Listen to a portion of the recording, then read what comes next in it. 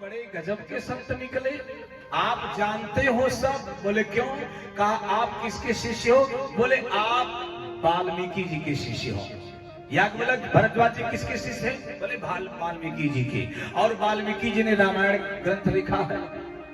जिसके गुरु रामायण जैसे ग्रंथ का निरूपण किए और उस अपने शिष्य भरद्वाज को पूरा रामायण पढ़वा दिए, वह भरद्वाज राम जी के बारे में संशय कर रहा है। ये बड़ी गजब की बात है। लेकिन मैं जानता हूं तुम क्यों कर रहे हो। भरद्वाज जी ने कहा क्यों? तुम राम के बारे में जानते हो और जानने का तुम्हारा मन है। मन में जो तरंग तुम्हारे उठ रही है ना, इस तरंग को सोचता हूं। एक संत ने लिखा, जब संत मिलते हैं तो क्या होता है? संत बोलता है, मन की तरंग मार लो, मन की तरंग मार लो, बस हो गया भजन। मन की तरंग मार लो, बस हो गया भजन।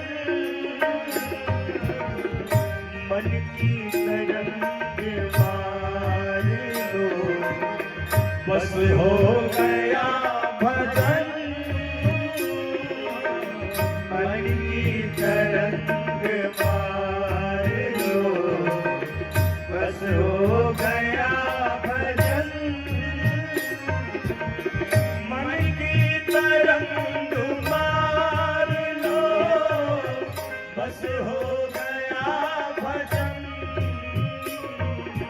मन की तरंग मार लो, बस हो गया भजन। आदत बुरी सुधार लो, आदत बुरी सुधार लो, बस हो गया भजन। आदत बुरी सुधार लो, बस हो गया भजन। मन की तरंग मार लो।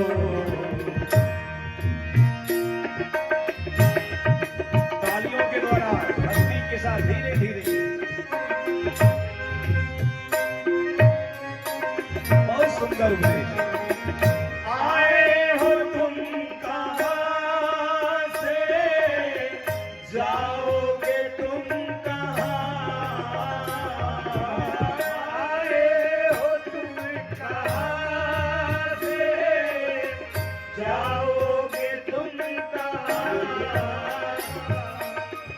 आए हो तुम कहाँ से, जाओगे तुम कहाँ। आए हो तुम कहाँ से, जाओगे तुम कहाँ। इतना तो दिल विचार लो, इतना तो दिल विचार लो, इतना तो दिल विचार लो, इतना तो दिल विचार लो, बस हो गया भजन। इतना तो दिल विचार लो, बस हो गया भजन। मन की तरंग मार लो।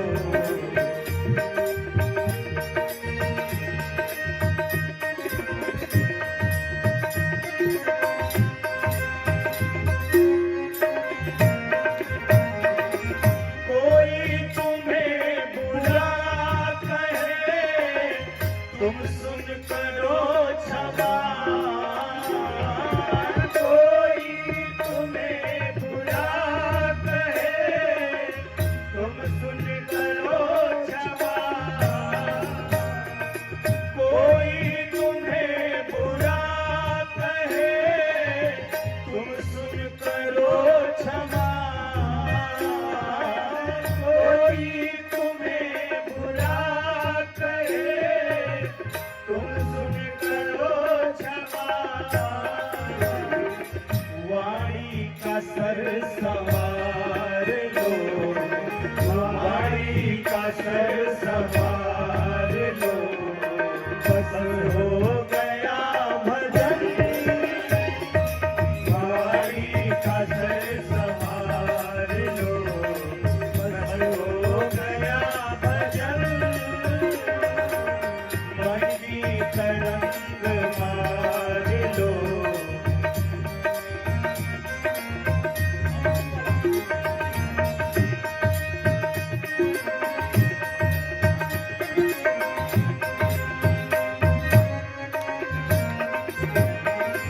सिद्धांत साफ साफ है सद्गुरु कबीर का सिद्धांत साफ साफ है सद्गुरु कबीर का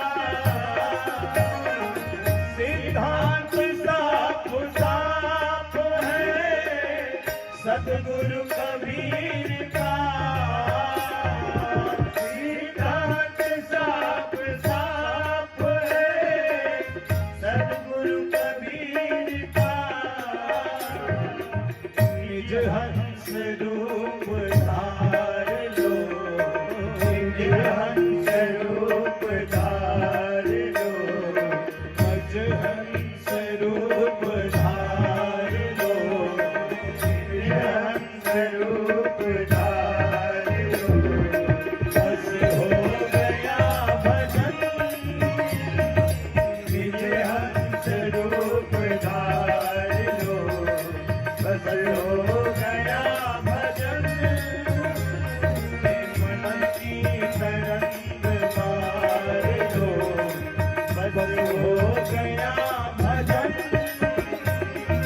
मन की तरंग मार लो बस हो गया भजन मन की तरंग मार लो बस हो गया भजन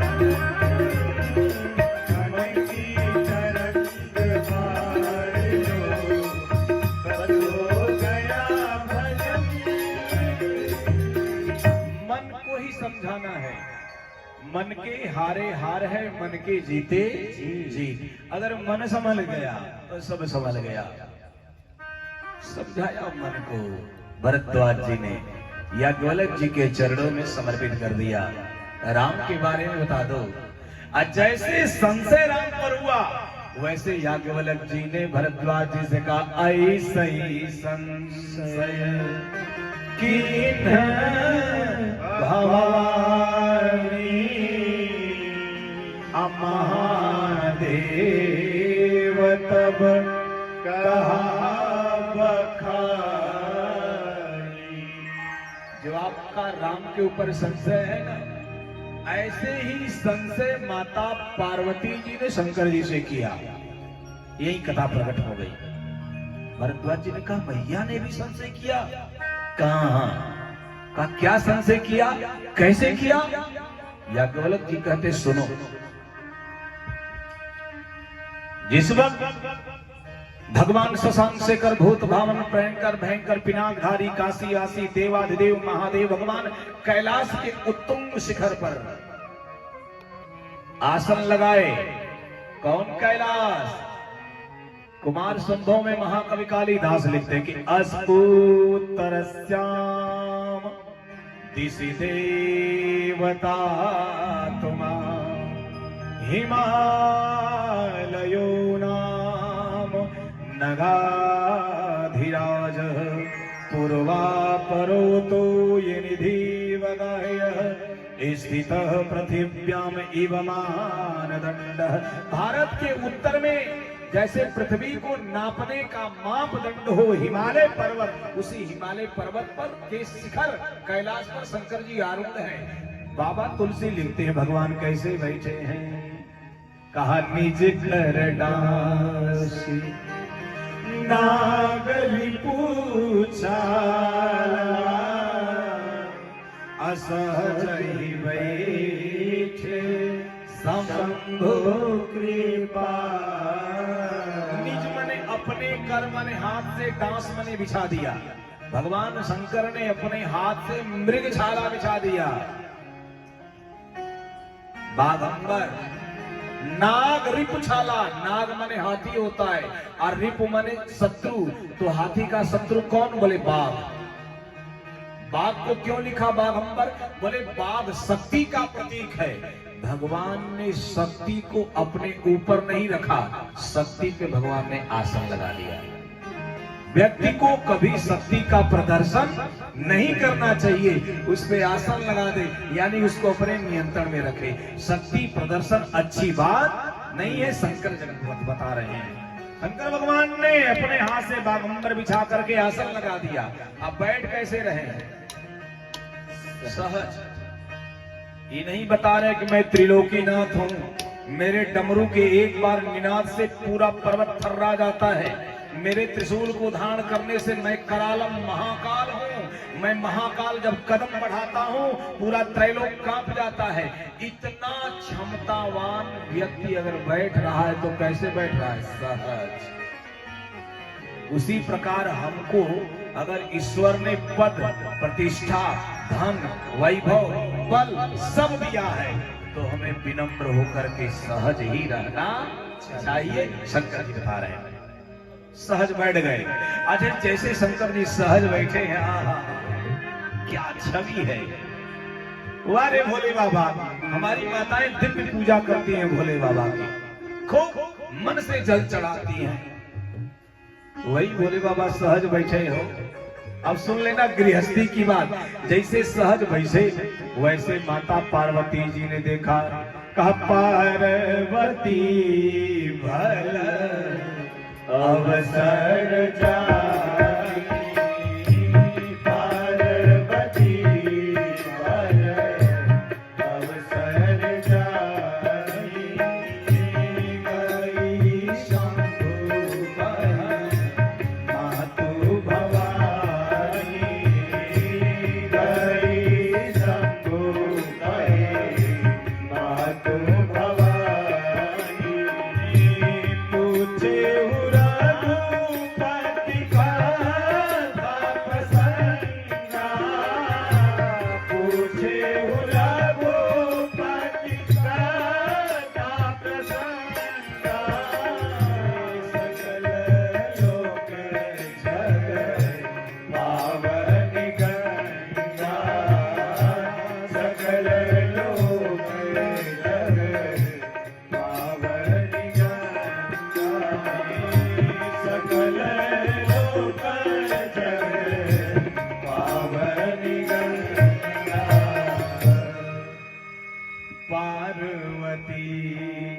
भल अवसर जाई, गई शंभु मातु भवानी। जिसके घर में रामचरितमानस का पारायण होता होगा, पाठ, शिवप्रकाश भैया जानते हैं, जिस घर में मानस जी का पारायण होता होगा, आज जैसे ये चौपाई आएगी वो घर के लोग सतर्क होकर के इसे सुने और समझें कि रामायण पढ़ने से क्या फायदा। पार्वती जी शंकर के पास कब जा रही है? भगवान शंकर के पास। भले अवसर, अवसर कब, कैसा था? बोले अच्छा अवसर था। अच्छा अवसर कैसा था? बोले भगवान शंकर सहज बैठे थे, असहज नहीं थे। भगवान शंकर सहज बैठे थे, तब माता पार्वती उनके पास पहुंचती है। यानी आप भी अपने पति के पास कोई काम हो तो तब जाएं, अकाम को कहें जब पति सहज बैठा हो, यानी तनाव मुक्त हो, थकान मुक्त हो, किसी प्रकार की समस्या से परे हो, आप पहुंचे। ये नहीं कि पति ऑफिस से टेंशन लेकर आए, खोपड़ी पे टेंशन चढ़ा है, और जैसे आप बैठे पति आकर के आप न एक गिलास चाय दी, एक कप चाय, न एक कप एक गिलास पानी, सीधे पहुंच गई लंबी लिस्ट लेकर के, ये है, ये नहीं है, ये नहीं है, ये नहीं। पति क्रोधित हो जाएगा। कोई बात आप कहें, आपके ही पति हैं, कहीं जाएंगे नहीं, लेकिन जब वो सहज हो, तो जो कहना है आप कहें, आपकी बात मानी जाएगी। हम मानस पढ़ते नहीं है, हर चीज का विधान है उसमें। आप अपने परिवार को चलाना चाहें, बड़े सौम्य भाव से जाएं। पार्वती जी सहज जान गई शंकर जी है पहुंच गई, और जाकर के भगवान को प्रणाम किया।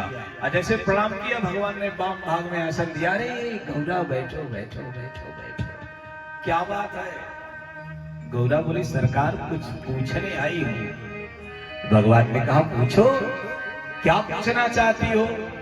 गौरा ने कहा अगर मैं पूछूंगी तो आप बताएंगे? शंकर जी ने कहा बताऊंगा। तुम मेरी अर्धांगिनी हो, मेरी वामांगिनी हो, मेरी धर्म पत्नी हो, अगर तुमसे नहीं बताऊंगा तो किसे को बताऊंगा? तुम पूछो तो। गौरा ने कहा मुझे भगवान राम की कथा सुना दीजिए। पूछे रघुपति कथा प्रसंगा सकल लोक जग पावन गंगा। घर की मालकन गृहिणी। गृहिणी मतलब जानती है भैया, गृहिणी का मतलब क्या होता है? अब तो भाई हम लोग इतने एडवांस है कि गृहिणी शब्द गायब हो गया, अब वाइफ हो गया है, सिर्फ वाइफ। हम उधर नहीं जाएंगे। सुनिए गृहिणी कितनी बड़ी चीज है। आप वाइफ, कोई कहता है ये फला की वाइफ है तो आप प्रसन्न होती होंगी। गृहिणी जान जाइए, गृहिणी का मतलब गृह मने होता है घर, और ऋणी गृह धन ऋणी, यानी जिसका पूरा घर है ऋणी, वह कहलाती है गृहिणी। अब बताइए वाइफ अच्छा है कि गृहिणी? क्या अच्छा है? गृहिणी। आपका पूरा घर ऋणी है, आपने वंश परंपरा बढ़ाया है, आपने शरीर को पुष्ट करने के लिए पूरे परिवार को भोजन प्रेम से बना करके दिया है। आप विपरीत परिस्थितियों में परिवार को अपने कहने का साथ दे करके परिवार की इज्जत बताते, इसलिए आप गृहिणी हैं। गृहिणी गृह मुच्यते, उसको कहते हैं गृहिणी। भगवान शंकर से माता पार्वती ने भगवान की कथा पूछा। अच्छा लग रहा है? समझ में आ रहा है? अच्छा एक बात बताइए, मातृशक्ति मेरी माताएं, मेरी बहनें बैठी हैं, कोई मां, कोई किसी की भी पत्नी हो, अगर मुझे अच्छा तब समझ में बात आती है जब वो अपने पति के पास बैठ करके भगवान की कथा पूछे। अगर मैं पूछ दूं इसमें से कितनी माताएं अपने पति से कभी बैठ करके कहीं जनी भगवान की कथा कही है, कैसे घर में शांति होगी भाई? कोई पूछता ही नहीं है, राम की कथा से कोई लेना देना ही नहीं। पति के पास पहुंचेंगी तो पड़ोसन की शिकायत, ननद की शिकायत, जेठान की शिकायत, देवरान की शिकायत, जिससे परिवार में तनाव पैदा हो वो आप बात पूछती हैं। और जिस घर में पत्नी अपने पति से भगवान की कथा पूछ देगी, उस घर में कभी तनाव और कभी कलह होने वाला ही नहीं है। ये मानस का सूत्र है। हम चूकते हैं, कहते हैं बड़ा परेशान है, परेशान नहीं रहेंगे। सारी परेशानी खरीद के मार्केट से लाते हैं और घर में घास देते हैं, परेशान कौन रहेगा?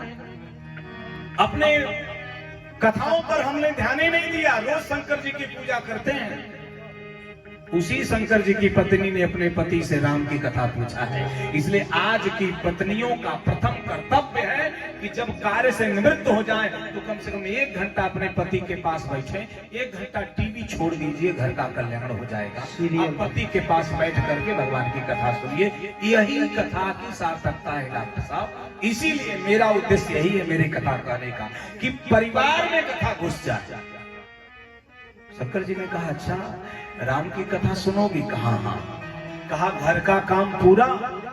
पार्वती जी ने कहा पूरा। कहा कैसे? पार्वती जी ने कहा 2 बेटे कार्तिकेय और गणेश। कार्तिकेय ब्रह्मचारी होकर के सेनापति हो गए। गणेश बोले गणेश का विवाह हो गया, 2 बहुएं घर में आ गई, रिद्धि सिद्धि। घर में 2 बहुएं, रिद्धि सिद्धि, 2 नाती पोते, शुभ और लाभ। जिस घर में बहू आ जाए और घर में नाती पोते हो जाएं और नाती पोते स्कूल तक जाने लगे, उस घर की सास को कमर से चाबी निकाल करके बहू के हाथ में रख देनी चाहिए कि अब लोग गृहस्थी संभालो, हमारा काम पूरा, हम तो अपने पति के पास बैठ करके भगवान की कथा सुनेंगे। ये मैं नहीं, गोस्वामी तुलसीदास मानस में माता पार्वती से कहा। संपादित हो गया। अब बहू घर चलाए, ठेका लेके बैठे हैं क्या जिंदगी भर का? हमारे पुत्र थे, मैंने ब्याह कर दिया, काम खत्म, अब मुझे भगवान की कथा सुनाइए। शंकर जी ने कहा कैसी कथा सुनोगे? अब सुनिए सरकार। कौन सी कथा? माता पार्वती बोल रही है शंकर जी से, एक गंगा आपने अपनी जटा से बहाया है। शंकर जी बोले हाँ बहाया है। बोले वो गोमुख से निकल करके कलकल निनाद करती हुई, प्रयागराज से होती हुई, बनारस पटना होती हुई, कलकत्ता से आगे बहुत करके गंगा सागर में विलीन होती है। एक गंगा आपने जटा से बहाया है। आजमगढ़ के लोग अगर गंगा में नहाना चाहे तो बनारस जाएंगे तो नहाएंगे, प्रयागराज जाएंगे तो नहाएंगे, यानी जो जाएगा वो नहाएगा। सरकार कुछ ऐसे लोग भी हैं कि उस गंगा में नहा नहीं सकते। शंकर जी ने कहा तो का एक गंगा जटा से बहाया, अब एक गंगा हृदय से बहा दीजिए, जिसको सकल लोक जग पावनी गंगा। वो आजमगढ़ में भी बहे, वो हीरा पट्टी में भी बहे, वो शिव शक्ति मंदिर के प्रांगण में भी बहे, कि हर कोई आकर के उस गंगा में नहा ले। इसलिए पूछे रघुपति कथा प्रसंगा, सकल लोक जग पावनी गंगा। जगत को पावन करने वाली गंगा हृदय से बहवाइए, जो मुख से जिह्वा से होती हुई धराधाम पे बहे। एक बात बताओ, गंगा जी का और माता पार्वती का बड़ा गहरा संबंध है, शायद ही कोई जानता हो। गंगा कौन है, पार्वती कौन है? आप बस सुने होंगे कि एक गंगा है, एक पार्वती। संबंध आज बताता हूं। आदि कवि वाल्मीकि जी ने अपने रामायण में लिखा है गंगा कौन है। शैलेंद्रो हिमवान राम, धातु नामा करो महान, तस्य कन्या द्वयं राम, रूपीणां प्रतिमं भुवि। हिमालय की पत्नी मैना के गर्भ से दो कन्याएं पैदा हुई, दो बेटियां गर्भ से। हिमालय की पत्नी मैना के गर्भ से दो बेटी पैदा हुई। राम जी ने पूछा विश्वामित्र से कौन कौन? ये विश्वामित्र जी कथा सुना रहे हैं, कौन कौन? तो बोले वाल्मीकि तस्याम गंगेयम भवज्येष्ठा। गंगा जी हिमालय की पत्नी मैना के गर्भ से पहली कन्या के रूप में पैदा हुई। तस्याम गंगेयम भवम ज्येष्ठा हिमवतः सुता, उमानां द्वितीया भूता, कन्या तस्यैव राघव। पहली बेटी गंगा मैना के गर्भ से, और दूसरी बेटी मैना के गर्भ से जो पैदा हुई उनका नाम माता पार्वती। सगी बहनें हैं। गंगा मैया और पार्वती जी सगी बहन हैं। बड़ी गंगा है, पार्वती छोटी, इसलिए शंकर जी ने बड़ी सढ़ुआइन को खोपड़ी पे रखा। आप भी रखिएगा। और अपनी पत्नी को वामांगिनी बना लिया। आज देख रहे हैं व्यवस्था। शंकर जी बताते हैं ये जो गंगा है ना, ये मेरी पत्नी की बड़ी बहन है, इसलिए ये पूज्य हैं। इनका स्थान मेरे सर पे है, मैं नहीं पूछता हूं, मानता हूं, और जब इनका जलाभिषेक होता है तो मैं तृप्त हो जाता हूं। इतना पवित्र है गंगा जी। ये पार्वती जी की सगी बहन है। माता पार्वती ने कहा एक गंगा तो आपने मेरी ही बहन को धराधाम पे बहला करके सबको पवित्र किया, एक गंगा हृदय से निकाल करके पूरे धराधाम को पवित्र कर दीजिए। सकल लोक जग पावनी गंगा। शंकर जी ने कहा देवी बात तो बड़ी ऊंची कह दिया, बहेगी गंगा, इस गंगा को मैं बहाऊंगा, लेकिन ये गंगा कैसी होनी चाहिए? तो माता पार्वती ने हाथ जोड़ दिया और कहा मुझे जो कथा सुननी है वो कैसी होगी? भगवान ने कहा कैसी? कौन सी कथा सुननी है? पार्वती जी ने कहा कथा जो सकल लोक हितकारी सोई पूछन शैल कुमारी। मुझे वह कथा सुनाइए जो लोक के हित की हो। अरे भैया लोक के हित की कथा कैसी पूछ रही हो?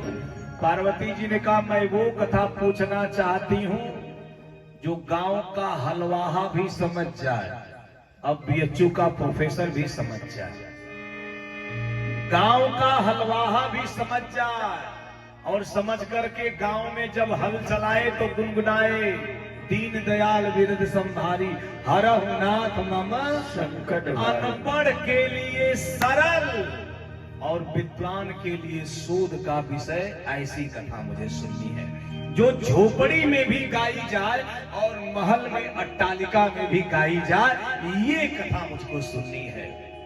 शंकर जी बड़ा विनोद से ठठाके हंसे, वाह मेरी पत्नी धन्य है, और लोगों की पत्नियां न जाने कौन कौन सी कथा सुनती है, मेरी ही पत्नी है जो भगवान राम की कथा सुनती है।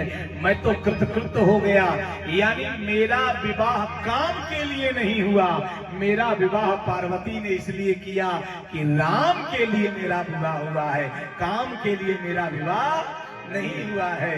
अरे बच्चे पैदा करना तो कुकर सुकर भी जानते हैं। मनुष्य योनि क्यों मिली है? बोले मनुष्य योनि इसीलिए मिली है कि इस योनि से हम परमात्मा को प्राप्त कर सके और समाज के कल्याण के लिए 2 कदम चले, इसलिए मनुष्य योनि मिली हुई है। शंकर जी ने कहा देवी पार्वती एक बात कहो। हाँ कहो। शंकर जी ने कहा मैं तेरा नाथ हूं, नाथ मैं तेरा नाथ हूं, जो चाहूं वह कथा सुनाऊं। बाध्य क्यों कर रही है? बात क्यों रही है कि यही कथा सुनाइए? अरे मैं चाहूं तो श्रुति सुनाऊं, मैं चाहूं स्मृति सुनाऊं, मैं चाहूं निगम सुनाऊं, मैं चाहूं आगम सुनाऊं, मैं चाहूं पुराण सुनाऊं। बांध क्यों रही है? मैं तेरा नाथ हूं। जैसे कहा मैं तेरा नाथ हूं, पार्वती जी ने कहा सरकार सुन लीजिए, आप मेरे नाथ बाद में हैं, आप पहले क्या हैं? कहा तुम तो विश्वनाथ तब मम नाथ पुरारी, अत्रिभुवन महिमा विदित तुम्हारी। आप पहले विश्व के नाथ हैं तब मेरे नाथ हैं, इसलिए आप विश्वनाथ कहलाते हैं सरकार। इसलिए जो कथा सुनाइए वो विश्व के कल्याण की सुनाइए। इसलिए मैंने वो कथा जो सकल लोक हितकारी, जैसे कहा शंकर भगवान जी हंस पड़े, हंस करके कहा पार्वती एक बात पूछूं? हाँ पूछिए। कहा तुम नारी जगत की गजब की व्यवस्था है। पार्वती जी ने कहा क्या हो गया सरकार? भगवान ने कहा मैं इतना ही कहना चाहता हूं, मैं सिर्फ इतना ही कहना चाहता हूं। एक वो समय था जब मैं तुम्हें कथा सुनाना चाहता था और तुमने कथा नहीं सुना। एक ये समय है जो तुम खुद कथा का सुनने के लिए आ गई, यानी करोगे अपने मनई वाली। सामान्य थोड़ी माता है, जो मन करता है वही करती, चाहे कितना भी कह दीजिए। विनोद की बात है, पार्वती जी बोली कब आप सुनाना चाहते थे, अब कब मैंने नहीं सुना। भगवान ने कहा एक बार की बात है, जब तुम सती थी और मैं भगवान शंकर, तो मैं तुमको कथा सुनाने के लिए ले गया, लेकिन तुमने कथा नहीं सुना। माता पार्वती बोली मैं सती थी और मैं कथा सुनी नहीं। कहा नहीं सुनी। कहा क्या हुआ। कहा एक बार तेता जुग माही, एक बार तेता जुग माही, शंभु गए कुंभज सिपाही, शंभु गए कुंभज सिपाही, संग सती जग जननी जवानी, संग सती जग जननी भवानी, पूजे ऋषि अखिलेश्वर जानी, पूजे ऋषि अखिलेश्वर जानी, राम कथा सभी पर जग तारी, राम कथा पूरी पर जग तारी, सूरी महेश पर सूरी हारी, सूरी महेश पर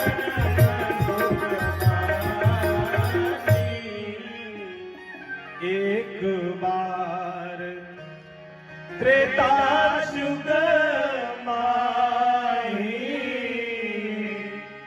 शंभु गए कुंभज ऋषि पाही।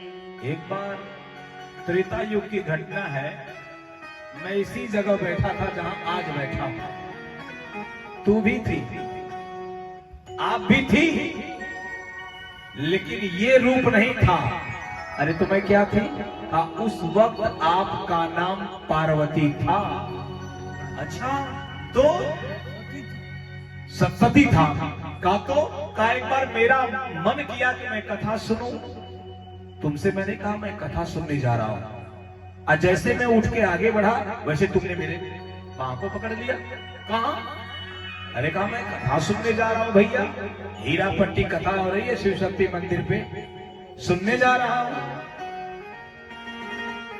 वो कथा कहां हुई थी। कुंभज ऋषि के आश्रम दक्षिण भारत में। वो कथा कुंभज ऋषि के आश्रम दक्षिण भारत में हुई थी। अब मैं वही कथा सुनने जा रहा था, तुमने मेरी हाथ को पकड़ लिया। अच्छा फिर क्या हुआ। का रोक दिया मुझे, मैं रुक गया। और रुक गया तो तुमने एक बात मुझसे कहा सती। क्या कहा। तुमने कहा कहां जा रहे हो सरकार। मैंने कहा कुंभज के आश्रम पर कथा सुनने। कहा कुंभज, कुंभ मने घड़ा, कुंभ मने घड़ा होता है, घड़ा के पास आप कथा सुनने जा रहे हो। आप कथा के समुंदर हो और आप घड़ा के पास कथा सुनने। शंकर जी बोले हाँ घड़ा के पास कथा सुनने। का आप ज्ञान के समुद्र हो, आप कथा के समुद्र हो और अपने से छोटे घड़ा के पास कथा सुने। जब कई बार घड़ा घड़ा घड़ा कहा, शंकर जी ने कहा मैं ज्ञान का समुद्र हूं। कहा हाँ। मैं उससे बड़ा हूं। कहा हाँ। कहा मैं अगाध जलराशि का मालिक हूं। कहा हाँ। कहा मेरे पास अनंत ज्ञान है। कहा हाँ। वो मुझसे छोटा है। कहा हाँ। अब मैं आपसे पूछना चाहता हूं श्रोता भगवान, कितने लोग समुंदर देखे, जरा हाथ उठाएं। देखिए मैं समुंदर देखे हैं आप लोग। समुंदर, अगर आप समुंदर देखे हैं तो आपको पता होगा कि समुद्र का पानी एकदम नीला नीला स्वच्छ साफ एकदम होता है। अच्छा अगर आपको प्यास लगे तो कितना गिलास पी सकते हैं। पिएंगे नहीं। क्यों। बोले एक बूंद पड़ेगी तो जी बैठ जाएगी। खारा होता है, दिखने में सुंदर सुंदर है, लेकिन आप पी नहीं सकते। अगर भूल करके एक गिलास पी लिए तो डॉक्टर साहब जानते हैं जिसका ब्लड प्रेशर 120 है उसे 220 होने में समय लगने वाला। जैसे पानी अंदर गया समंदर का ब्लड प्रेशर बढ़ जाएगा। समंदर का पानी पचाने की क्षमता नहीं है। शंकर जी ने कहा मैं समंदर हूं और वो घड़ा है, संत है। अच्छा, कितने लोग हैं जो प्यास लगे तो घड़ा से 2-4 गिलास पानी पी लेंगे? क्योंकि घड़ा का पानी शीतल भी होता है, मीठा भी होता है। शंकर जी ने कहा वो घड़ा है, मैं समुद्र हूं, मैं ज्ञान का अथाह सागर हूं, लेकिन सीधा ज्ञान मेरा कोई प्राप्त करने वाला नहीं है। उस ज्ञान को कौन पाता है? जब संत रूपी बादल समंदर रूपी ज्ञान से जब पानी खींचता है बादल, और खींच करके खारापन छोड़ देता है, अब मीठा पानी खींचता है, अल्लाह करके जब आजमगढ़ की धरती पे बरसाता है तो धान की फसल लहलहाती है। और वही नमक वाला पानी बरसता है तो एको धान पैदा होने वाला आया पानी वहीं से, लेकिन फिल्टर हो गया, पानी फिल्टर हो गया, पीने योग्य हो गया। भगवान शंकर ने कहा मेरा ज्ञान उसी प्रकार है जैसे कोई सूर्य को लगातार देखे तो अंधा। सूर्य क्या है? बोले प्रकाश है, लेकिन इतना ज्यादा प्रकाश है कि अगर 1-8 घंटा देख लो तो आंखों की रोशनी सदा सदा के लिए चली जाएगी, खींच लेगा वो सूर्य देखने में। लेकिन वही सूर्य का प्रकाश पाकर के चंद्रमा, जब शरद पूर्णिमा वाल्मीकि के चंद्रमा के दिन, जब शरद पूर्णिमा में वो चंद्रमा खिलता है तो अच्छे अच्छे लोग उस चंद्रमा को निहार करके फोटो खींचते हैं और लगाते स्टेटस या शारदी पूर्णिमा है। इतना आनंद आ रहा है। वही ज्ञान, वही प्रकाश चंद्रमा पाता है तो शीतल कर देता है। वैसे संत ज्ञान को पाकर के समाज में बिखेर देता है। और दूसरी बात बताऊं पार्वती, कहा क्या? कहा जिस कुंभज को तुम घड़ा घड़ा कह रही हो ना, उसका नाम अगस्त है, उसका एक नाम अगस्त है। और उस अगस्त ने इस समुद्र को 3 अंजुली में पी लिया था। अगस्त जी ने समंदर को 3 अंजुली में पी लिया था। वो अगस्त, उस अगस्त के पास सुनने जा रहा हूं कथा। और जब इतना लंबी चौड़ी व्याख्या हो गई तो माता सती भगवान शंकर के पीछे पीछे हो गई। आ कहां पहुंच गई? कुंभज के आश्रम में पहुंच गई। और जैसे कुंभज के आश्रम में पहुंची वैसे भगवान की कथा प्रारंभ हो गई। राम कथा मुनि पर बखानी, सुनी महेश परम सुख। कथा सुनी, शुरू हुई। श्रोता भगवान, श्रोता कितने हैं? 2। शंकर भगवान, सती।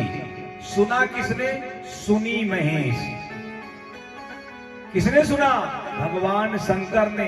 अब किसने नहीं सुना? सती ने। क्यों नहीं सुना? खोपड़ी वहीं से उलट गई, सती जी की खोपड़ी वहीं से उलट गई। क्योंकि सती बेटी किसकी है? दक्ष की है।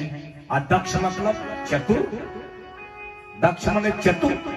हाई प्रोफाइल फैमिली है, एरिस्टोक्रेट फैमिली से बिलोंग करती है सती। प्रजापति थे दक्ष, देवताओं के राजा थे दक्ष, बहुत कुलीन परिवार की हैं। और प्रायः जो बहुत कुलीन परिवार का होता है उसको भगवान की कथा कम ही समझ में आती है, प्रायः ऐसा होता है। सती नहीं है, आज भी उठा के देख लीजिएगा, जिसके ऊपर बड़ी कृपा होगी वही उसी को समझ में आएगी। सती की खोपड़ी उलट गई, वैसे उल्टी जैसे एक आदमी एक संत के पास पहुंचा से प्रकाश भैया, और संत से कहा महाराज जी आज पूरी रात बरसात हुई? हाँ हुई।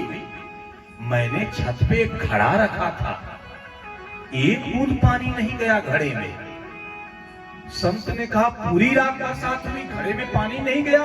कहा महाराज एक बूंद नहीं गिरा। संत ने कहा बेटा रखे कैसे थे? कहा उलट के। घड़ा रखे कैसे थे? कहा उलट के। मुंह नीचे था, अब पेंदी ऊपर थी। संत ने हंस के कहा बेटा चिंता मत करो, जिंदगी भर एक बूंद पानी नहीं जाएगा। कहा कैसे? कहा जिससे पानी जाना है वो तो नीचे है, और जहां पानी रुके रुके ना वो ऊपर है। जैसे उल्टे घड़ा में बरसात में भी एक बूंद पानी नहीं जाता है, वैसे उल्टी खोपड़ी में परमात्मा की बात समझ में नहीं आती है। सती बनाने की वही गति है। खोपड़ी उलट गई, बात समझ में नहीं आई। अब कथा सती जी नहीं सुनी। बोले क्यों? एक संत ने लिखा, मन का आंगन गंदा था, मन का आंगन गंदा था। और जब मन का आंगन गंदा हुआ तो उसमें भक्ति का प्रवेश नहीं हुआ, और जब भक्ति का प्रवेश नहीं हुआ तो भगवान की कथा भी उसमें नहीं उतरी। एक संत ने लिख दिया, तुमने आंगन नहीं बुहारा, तुमने आंगन नहीं बुहारा, कैसे आएंगे भगवान, कैसे आएंगे भगवान। तुमने आंगन नहीं बुहारा, तुमने आंगन नहीं बुहारा, कैसे आएंगे भगवान, कैसे आएंगे भगवान। चंचल मन को नहीं संभाला, चंचल मन को नहीं संभाला, कैसे आएंगे भगवान, कैसे आएंगे भगवान। चंचल मन को नहीं संभाला, चंचल मन को नहीं संभाला, कैसे आएंगे भगवान, कैसे आएंगे भगवान। तालियों के द्वारा धीरे धीरे मंत्र गति से।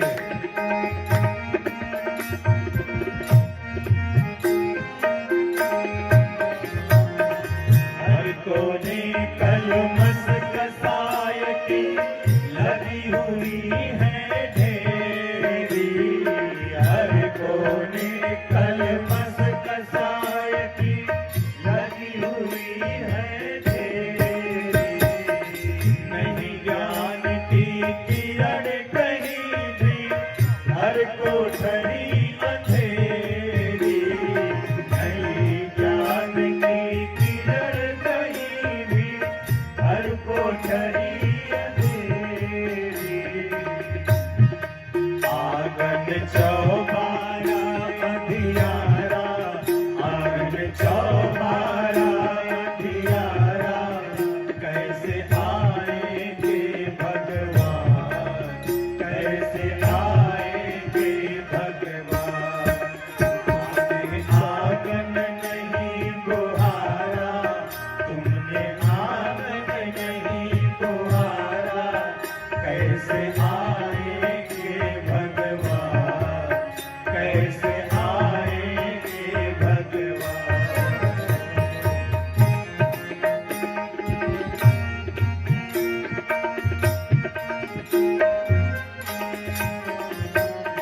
हृदय तुम्हारा पिघल न पाया, जब देखा दुखियारा।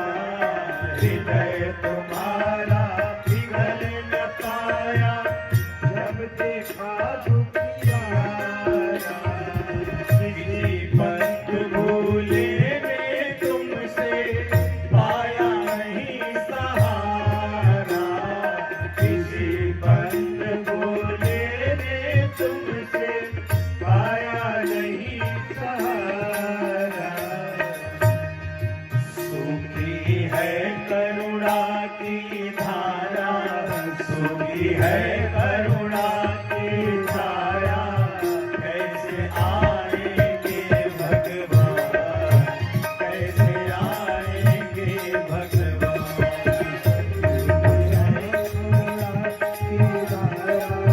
सूखी है करुणा की धारा, कैसे आएंगे भगवान, कैसे आएंगे भगवान। तुमने आंगन